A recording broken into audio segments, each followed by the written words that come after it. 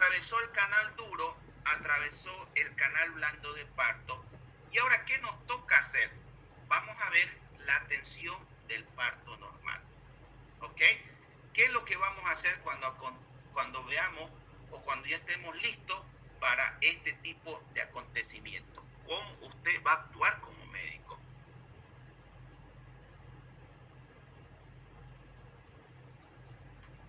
Veníamos hablando cuando comenzamos, ¿no es cierto?, a hablar de origen y desarrollo del embarazo, que el embarazo generalmente comienza ¿desde dónde?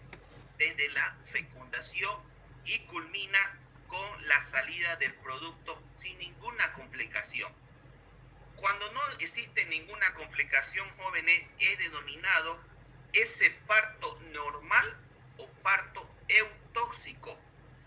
No se olviden eso, ¿ya? Son sinónimos que tiene, porque muchas veces ustedes van a escuchar, oye, te distociaste o tuviste un parto distóxico.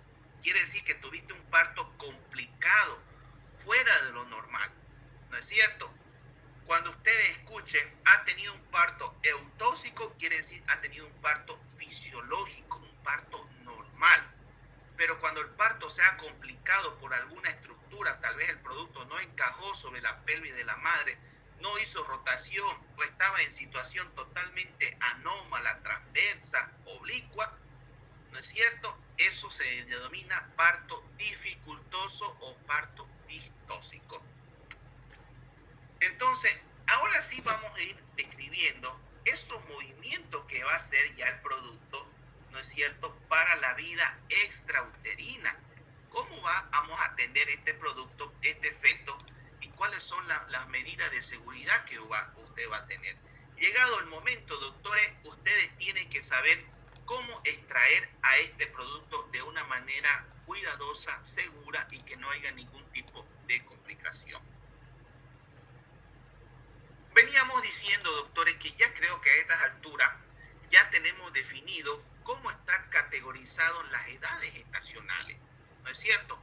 Le he mencionado en su debido tiempo cuándo se considera un aborto, cuándo se considera un parto prematuro, inmaduro, o una gestación a término, ¿no es cierto? Eso es, ya tenemos que tenerlo bastante claro, ¿no es cierto?, porque eso determina con qué tipo de feto o en qué edad gestacional estamos trabajando. Así brevemente, para que usted recuerde o haga memoria, sabemos que todo producto que es menor de las 20 semanas, de las 22 semanas hacia abajo, con un peso menor de 500 gramos, es considerado aborto. ¿Desde cuándo ya se llama parto? De aquel producto que supera las 22 semanas o pesa más de 500 gramos, ya podemos estar hablando de un parto inmaduro. De las 22 semanas a las 27 semanas es inmaduro. De las 28 semanas a las 36 semanas estamos hablando de un parto pretérmino prematuro. Y de las 37 semanas a las 42 semanas estamos hablando de una gestación o de un parto a término. Y pasado las 42 semanas estaríamos hablando de un embarazo post-término.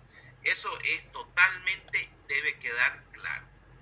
Ahora, ¿de qué manera se puede terminar el embarazo? ¿Va a terminar de una manera normal, donde evoluciona dentro de los límites fisiológicos? ¿O va a terminar de una manera dificultosa, porque usted no la valoró, el feto no descendió, se obstruyó durante el canal del parto, tuvo que hacer maniobra para poder extraerlo, como hacer la episiotomía para ampliar el canal del parto, pero ¿dónde se complicó? A eso se llama distocia. Como también puede ser un parto médico, que hoy en día usted lo va a ver que utilizamos mucho nosotros. El parto médico, el parto dirigido, corregido, es aquel parto donde nosotros o se introduce la mano del hombre.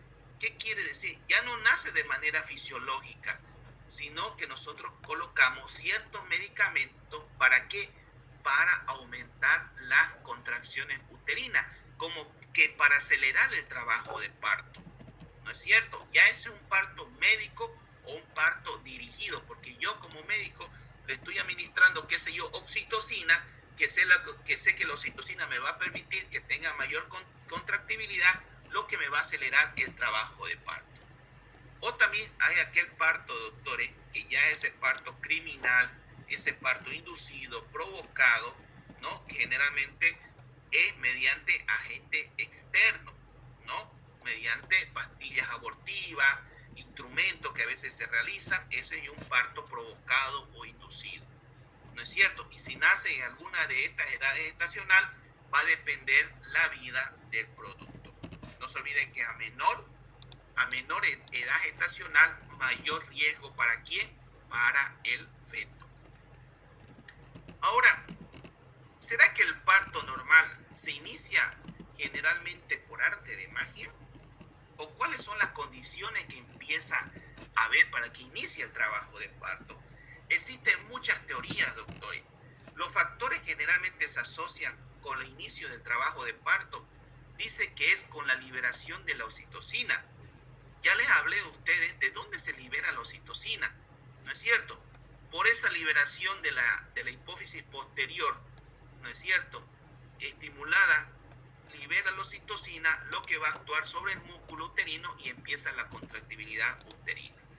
Empieza también a haber deprivación de la progesterona. La progesterona generalmente es una hormona que produce relajación uterina, lo que favorece que la oxitocina aumente su intensidad.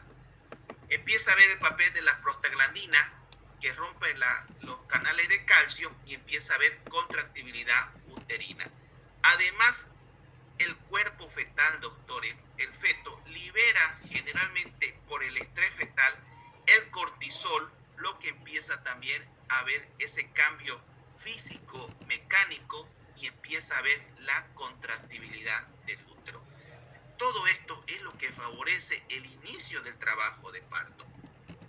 Ahora, ¿qué es lo más importante yo como médico tengo que atender o tengo que saber cuando una paciente esté generalmente por iniciar un trabajo de parto? ¿Qué tengo que cuidar?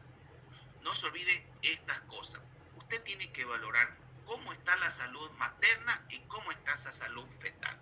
Y sobre todo también ver la evolución del trabajo de parto. Pero usted cómo va a saber cómo va a evolucionar ese producto, porque ya les expliqué en una primera parte, ¿no es cierto?, cómo va a ir ese acontecimiento generalmente del feto a través del canal del parto, cómo ese pasaje, ese conducto, ese camino que tiene que atravesar. Eso se llama evolucionar o ver la evolución del trabajo de parto. Cómo atraviesa ese hueso de la pelvis, cómo atraviesa los músculos hasta que salga hacia la vida extrauterina. Y muchas veces, doctores, tienen que hacerle la explicación a la paciente. Sé que la paciente, llegado el momento del parto, la paciente está ansiosa, la paciente tiene miedo, la paciente no colabora, ¿no es cierto? Hasta la respiración tenemos que enseñarle a la paciente. Porque muchas veces cuando la paciente está en trabajo de parto, hace una respiración equivocada, ¿no es cierto? Porque ¿qué es lo que necesitamos nosotros en el parto? Que la paciente pueda pujar. Necesito fuerza, pero la paciente hace una respiración generalmente a nivel superior, más propiamente a nivel del cuello. Cuando la paciente puja a nivel inflando el cuello, y eso a mí no me sirve, porque la presión tiene que ser a nivel abdominal. Muchas veces ustedes nos van a escuchar que le decimos a la paciente que puje como haciendo sus necesidades fisiológicas. ¿No es cierto? Porque necesito la presión abdominal, que es la fuerza que me va a ayudar a salir, que el feto salga a la vida extrauterina. Entonces, ¿cuál es la conducta que se debe iniciar generalmente en la atención del parto? No se olviden, doctores, cuando una paciente ingrese a su consultorio, a su emergencia, ¿qué es lo que tiene que hacer? Ya lo hemos hablado muchas veces, ya lo hemos repetido, ¿no es cierto? Importante conocer el estado del paciente antes de iniciar el trabajo de parto. Eso es muy importante. ¿Pero de qué forma? Usted empieza ¿cómo? Con su historia clínica, donde va a tener toda la información si la paciente es o no es candidata a un parto normal. Posteriormente ¿qué es lo que va a realizar? Lo que ya aprendimos, el examen físico obstétrico. ¿De qué forma? Desde la inspección, la palpación, la ocultación y terminando con el tacto vaginal. ¿No es cierto? Eso es lo que usted debe realizar en todas las pacientes que ingrese generalmente para ser atendida antes de iniciar el trabajo de parto.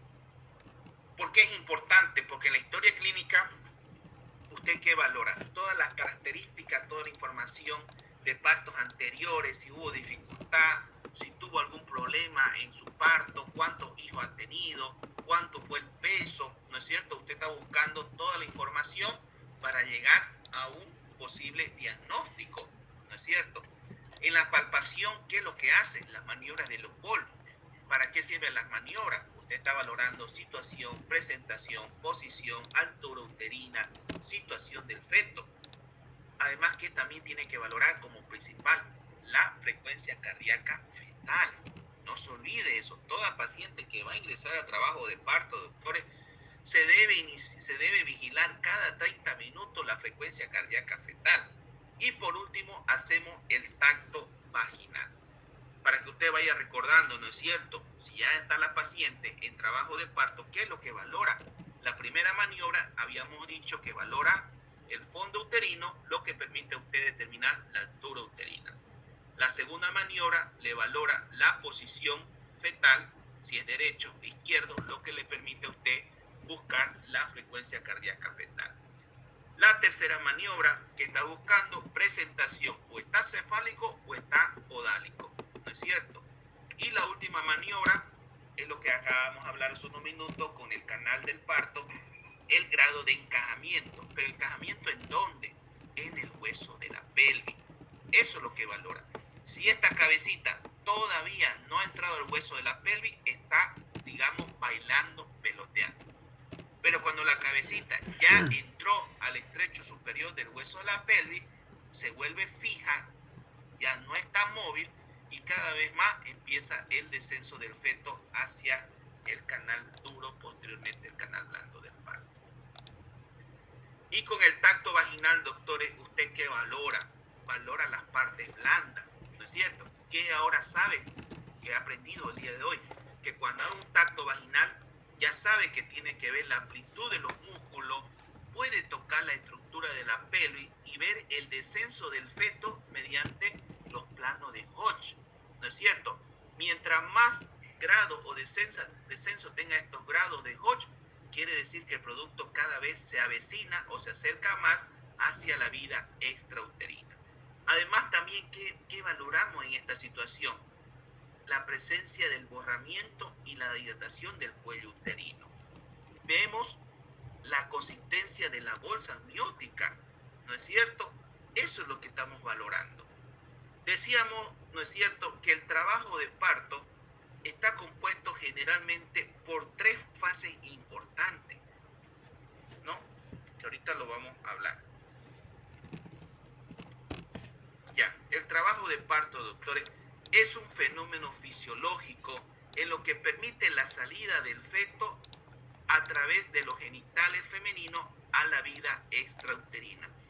Pero para que acontezca eso, doctores, dice que tiene que acontecer tres fases importantes. Tiene que acontecer 3 fases importantes. Lo que se denomina el borramiento y la dilatación del cuello uterino, lo que se denomina la expulsión del feto y por último la salida de la placenta, que lo vamos a ver. Entonces todo eso tiene que acontecer. Primero tiene que producirse este cuello que está totalmente cerrado, tiene que empezar a expandirse y a elastizarse, lo que se denomina el borramiento del cuello uterino. Mientras más borrado esté, más dilatado, el producto empieza a descender y ya cuando está prácticamente totalmente dilatado el cuello uterino, se produce la segunda fase, que es la fase expulsiva, y la tercera y última fase sería la salida de la placenta, que sería el periodo de alumbramiento. Son preguntas de examen. Durante el trabajo de parto, jóvenes, durante el trabajo de parto, Existen dos tipos de fenómenos, unos pasivos y otros activos. ¿Qué significa? Los fenómenos pasivos es aquello que se va a producir generalmente en la madre. ¿Con qué? Con las contracciones uterinas, porque activamente el útero está trabajando, está produciendo contracciones, lo que permite que el feto cada vez descienda más hasta que pueda ser expulsado de lo que viene a ser el contenido uterino. ¿Y qué más lo que ayuda? Los pujos. Por eso que usted le dice, señora, puje. Entonces, la paciente al pujar, ¿qué es lo que hace? Permite que haga una presión abdominal, ¿no es cierto? Y que ayude a que ese producto pueda salir o descender a través del canal del parto. Y los fenómenos pasivos van a ser aquellos fenómenos que solamente va a haber modificaciones sobre el canal del parto. ¿Qué significa eso? El feto se tiene que amoldar al paso del canal, empieza a ver esa amplitud del canal del parto, empieza muchas veces, la paciente dice, doctor, he botado un moquito con sangre, empieza a eliminar por sí solo ese tapón mucoso. Entonces son fenómenos pasivos que generalmente se produce sobre el canal blando del parto.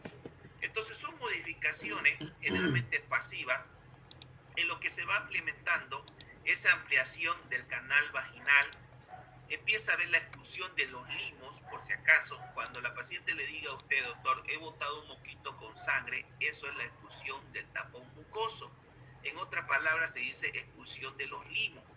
¿Qué más pasa? Empieza a haber borramiento y dilatación del cuello uterino. Por sí solo empieza a dilatarse y a expandirse mientras más contracciones uterinas tenga la paciente. Y además que la dilatación generalmente a nivel vaginal, lo que permite que el feto se pueda moldar, ¿no? Que se llama fenómeno plástico, y pueda salir hacia la vida extrauterina. Ustedes van a ver muchas veces que el feto nace como aplanado, como achatado, claro, porque está pasando por ese conducto y el feto se amolda al canal tanto duro del parto como el canal blando, ¿no? Eso es lo que se llama, ¿no es cierto? Mientras más contracciones tenga el producto, empieza generalmente ese cuello uterino a abrirse, dilatarse y expandirse con mayor facilidad, ¿no? Les comentaba, creo que qué estudios nosotros tenemos hoy en día para poder monitorizar las contracciones uterinas. Utilizamos muchas veces este aparatito que se llama el monitor fetal o el registro cardiotocográfico, lo que me permite medir tanto la frecuencia cardíaca fetal y las contracciones uterinas.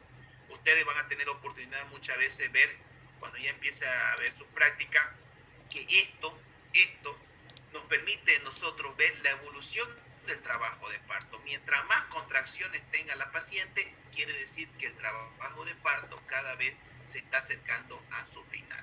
Ya lo hacemos generalmente todos los días, generalmente este examen que es muy importante para ver el desarrollo del producto.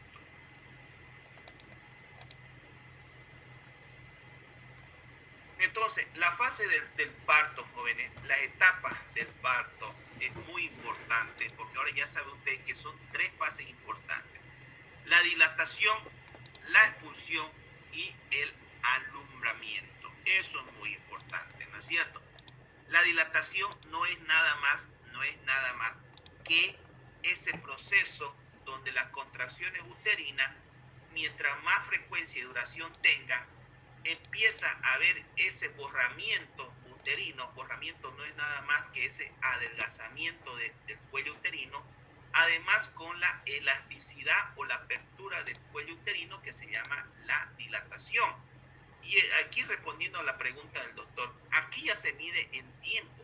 Cuando la paciente ya entró en la primera fase del trabajo de parto, que es el borramiento y dilatación, se dice que tiene una duración muchas veces de 8 hasta 12 horas, o alguna literatura dice que el trabajo de parto puede durar hasta 24 horas. ¿Ya? Según la literatura también nos dice que un borramiento y una dilatación en una mujer, dice que una mujer en trabajo de parto dilata 1 cm/hora. ¿Y hasta cuánto tiene que llegar a dilatar la paciente? Hasta 10 centímetros. ¿No? Eso es muy importante que usted sepa. Aquí ya se valora las horas que tiene cuando ya se encuentra en trabajo de parto, no los fenómenos cuando ha ingresado, generalmente en la presencia del encajamiento que tiene el feto sobre el canal del parto, solamente cuando ya está generalmente en el trabajo de parto. En aquellas pacientes que ya son multigestas, multíparas, se le acorta el trabajo de parto. Hay muchas multigestas que a las 8 horas ya no están teniendo a su bebé. Claro, porque ya hay un camino recorrido, ¿no es cierto? Entonces, muchas veces el trabajo de parto en estas pacientes son más cortos que en las pacientes que tienen por primera vez su bebé. La fase donde sale el feto hacia la vida extrauterina se llama la fase de expulsión. No es nada más que el paso del recién nacido a través de los genitales maternos hacia la parte externa. Y por último tenemos la expulsión de la placenta, que ya estaríamos hablando en un periodo de alumbramiento que no debe pasar los 30 minutos de retirada la placenta. Ahora, cuando ya su paciente está generalmente en un trabajo de parto, más propiamente dicho, en un periodo de dilatante o dilatación, ¿qué tenemos que hacer ahí? ¿No? Tenemos que controlar esa dilatación hasta que llegue hasta los 10 centímetros de dilatación. Su conducta, usted como médico, siempre tiene que hacer un manejo conservador, tranquilizar a la paciente, ¿no es cierto? Enseñarle ya cómo tiene que ir respirando, qué acontecimiento va a ir a padecer, qué es lo que va a eliminar, que no debe pujar la paciente si no está todavía el feto en el periodo expulsivo. ¿Por qué? Porque muchas veces la paciente puja y lo único que está produciendo es el cansancio materno. Y llegado generalmente el periodo expulsivo, la paciente ya no tiene fuerza. Entonces hay que enseñarle a respirar, que inhale por la nariz y que exhale por la boca, ¿no es cierto? Porque muchas veces ella respira por la boca, como cansada, y no debe ser así. Ya hay que enseñarle eso para que nosotros podamos tener la mejor conducta durante la fase ya de atendimiento. Nosotros, ¿qué valoramos acá? Hay que valorar tanto los signos vitales del lado materno, vea la hidratación, vea su pulso, su presión arterial, si estamos dentro de los parámetros normales. Y en el feto, ¿qué se valora en el periodo de dilatación? Obviamente, estamos valorando el borramiento y la dilatación. Generalmente, el tacto vaginal, doctores, no debe realizarse cada minuto ni cada media hora. Se debe realizar cada hora un tacto vaginal para ver el grado de dilatación que está teniendo. Pero también se tiene que acompañar con el registro de la frecuencia cardíaca fetal, ¿no? Entonces, en los controles maternos, no olvidar ver cómo está la hidratación de la paciente, si no está deshidratada, cómo está la presión, su pulso, cómo está generalmente la posición que está adoptando, ¿no? Hay que ir enseñando a la paciente, preparándola para esa segunda fase que va a ser la fase expulsiva. Porque en la fase de dilatación lo que más le incomoda a la paciente es el dolor. Pero el dolor, ¿por qué? Porque está mediante la contractibilidad uterina, ¿no es cierto? Está liberando oxitocina, lo que está permitiendo que el producto cada vez más vaya descendiendo. No se olvide también que se debe valorar la frecuencia cardíaca fetal cada 30 minutos, importante, porque así nosotros vamos viendo el progreso de parto mediante el tacto vaginal. Entonces, eso es importante, porque si la contracción uterina está totalmente alterada, que ya sabemos que la frecuencia cardíaca oscila entre 120 y 160 latidos por minuto, es que estamos dentro de lo normal. Alguna variabilidad o cambio en la frecuencia cardíaca fetal, mayor o menor, puede indicarnos algún sufrimiento fetal, lo que nos determina cambiar de conducta hacia una vía quirúrgica. Van a ver ustedes, nosotros generalmente utilizamos... Doctor, una pregunta, ¿cuáles son las causas más comunes de sufrimiento fetal? Son muchas, doctora. Puede haber alteraciones maternas, alteraciones fetales, alteraciones ovulares. Te voy a dar ejemplos así facilito y rápido, porque son muchas. Ausencia de líquido, que se llama oligohidramio. El feto no tiene líquido, ¿no? Como causa generalmente ovular. Otra causa, circular del cordón, doble circular del cordón. Otra causa que pueda tener, desprendimiento de la placenta, ¿no es cierto? No le está llegando oxígeno al feto. En la madre, hipertensión, trastorno hipertensivo, la diabetes gestacional, ¿no es cierto? O sea, son múltiples causas que se pueden dar tanto maternos, fetales o ovulares.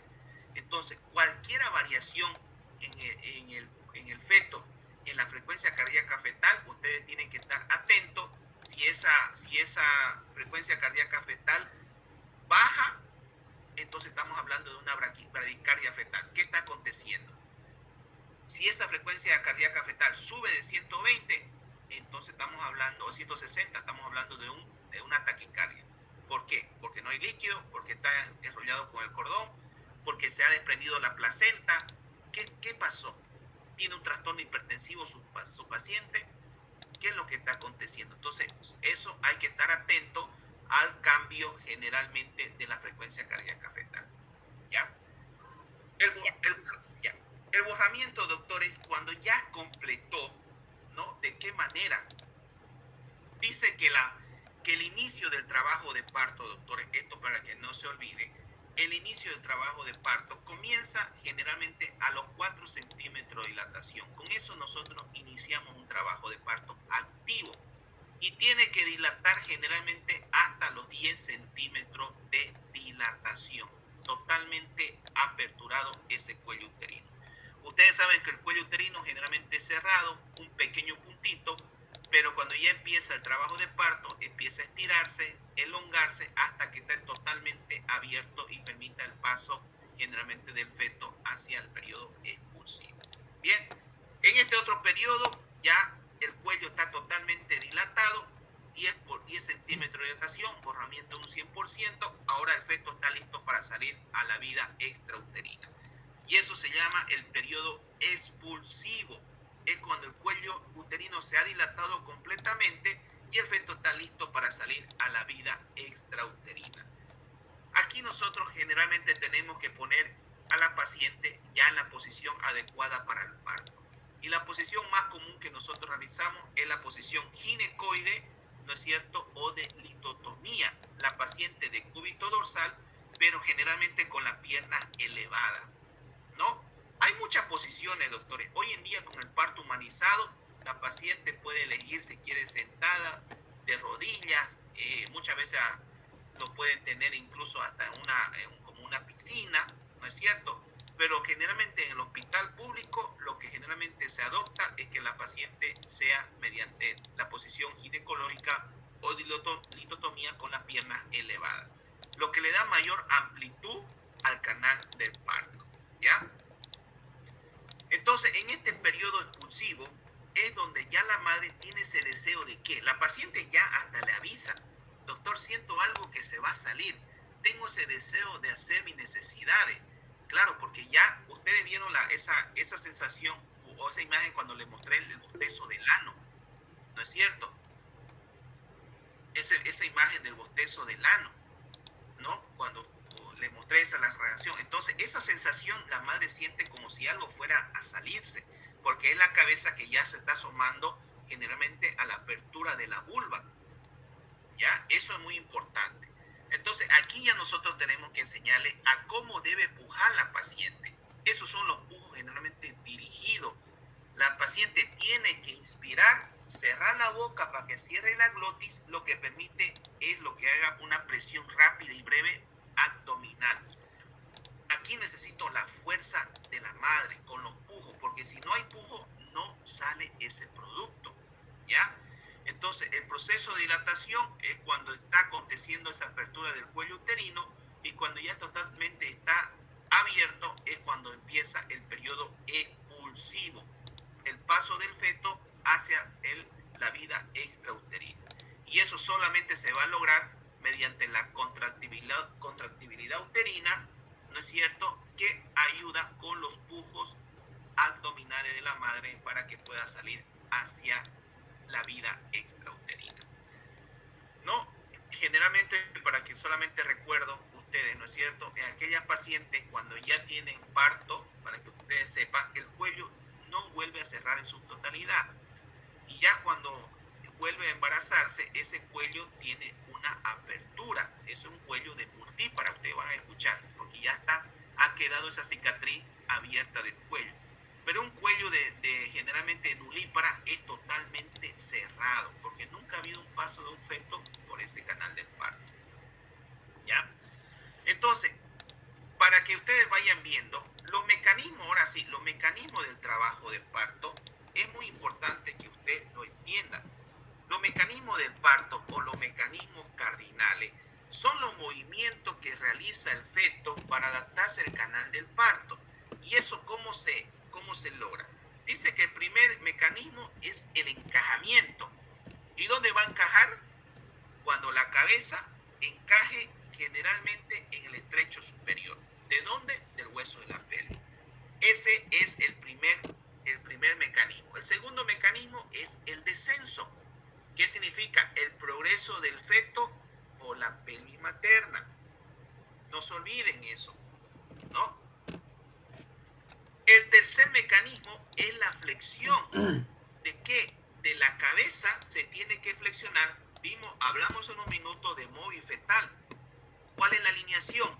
Cabeza, hombro, nalga. Entonces esa es la flexión que tiene que tener el feto. Posteriormente el feto hace una rotación. Eso se llama la rotación interna. Luego se vuelve a extender, la cabeza empieza a salir ahora a través de la vulva y hace una rotación externa, preparando ¿para qué? Para la expulsión del producto y la salida del cuerpo hacia el exterior. Eso, doctores, es lo que acontece con los mecanismos del trabajo de parto. 7 mecanismos importantes en los cuales este feto tiene que atravesar toda esta estructura hasta que pueda salir hacia la vida extrauterina. ¿Ya? Importante que usted lo lea, que vuelva a repasarlo, cuáles son los mecanismos, porque el feto no viene en línea recta.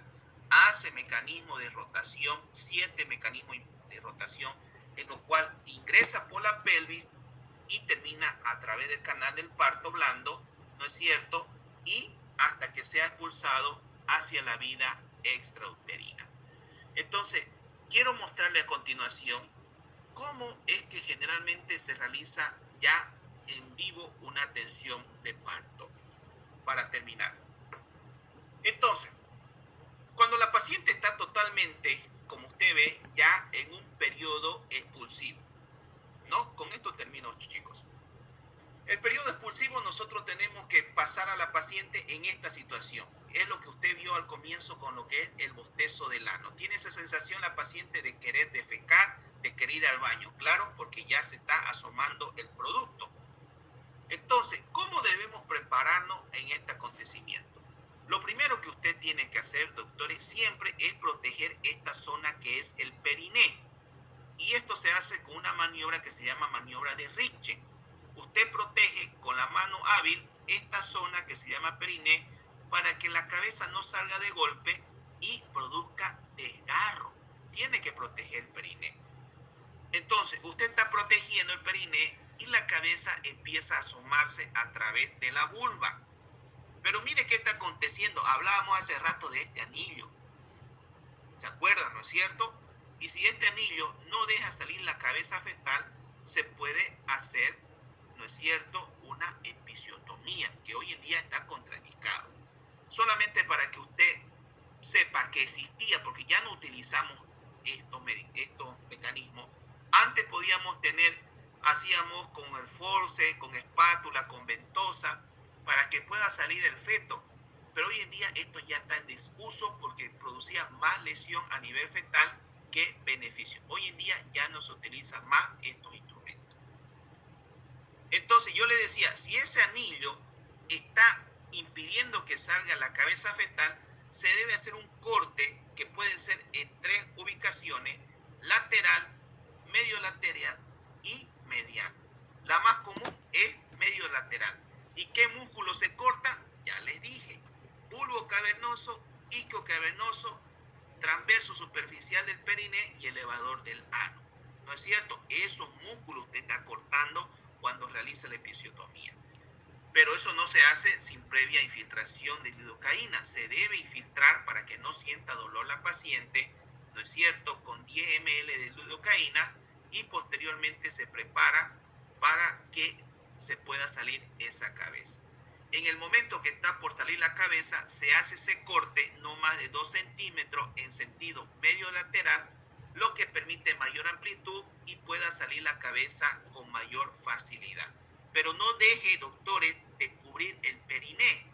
No deje de hacer eso para evitar desgarro. Entonces, usted sigue con la mano menos hábil la salida de la cabeza, ¿no es cierto? Y siga protegiendo el periné. Una vez, doctores, salga completamente la cabeza, entonces usted suelta. Sale la cabeza, usted suelta y hace un movimiento de rotación, ¿no es cierto? Y agarra de los parietales. Se agarra de los parietales de la cabeza fetal para que pueda extraerlo generalmente en su totalidad. No lo tire, doctores, al feto. Agarre de los parietales, entonces tiene que hacer dos maniobras importantes. Agarra de los parietales, lo desciende hacia abajo para que pueda salir el hombro anterior. El feto no viene recto, no se olviden eso. Se tiene que descender hacia abajo para que salga el primer hombro, que es el hombro anterior, y luego tiene que subirlo hacia arriba para que salga el segundo hombro, que es el hombro posterior. Una vez salidos los dos hombros, usted agarra del resto del cuerpo, generalmente del dorso fetal, y lo extrae. Pero no lo jale de la cabeza, no lo estire de la cabeza. El feto no viene recto. El canal vaginal no es recto, doctores. Agarra de los parietales, lo desciende hacia abajo para que salga el primer hombro, el hombro anterior. Luego lo restituye y lo sube hacia arriba para que salga el hombro posterior, y luego lo termina agarrando a su totalidad del cuerpo para poder extraerlo. Una vez afuera, ya se hace el clampeo del cordón umbilical, ¿no es cierto? Se lo pasa a la pediatra para su atención del recién nacido, y nosotros nos quedamos con el último periodo, que es el periodo del alumbramiento, y no es nada más que ya la salida de la placenta. La placenta, doctores, ustedes tienen 30 minutos para sacar una placenta tranquilo, de forma normal, ¿no es cierto? Yo les decía a ustedes que la placenta se puede desprender en dos modalidades. La modalidad número 1, casi un 70%, es cuando se desprende de la cara fetal, que es el desprendimiento de Schultz. ¿Qué significa eso? Que sale la placenta y acompaña un sangradito rectoplacentario, porque se ha desprendido por la cara fetal. Si se ha desprendido de la cara materna, primero hay el sangrado y luego sale la placenta. Ese es el mecanismo de Duncan. Casi el 40% pasa eso. Entonces, usted vaya viendo, saliendo despacio la placenta, ¿ya? Lo que determina que eso vaya paulatinamente saliendo bajo su propio peso, para que usted después verifique esa placenta si salió completa. Y va a revisar cara materna y cara fetal. No debe faltar ninguna estructura de la placenta. No puede quedar nada adentro de la cavidad uterina, porque si no la paciente no deja de sangrar.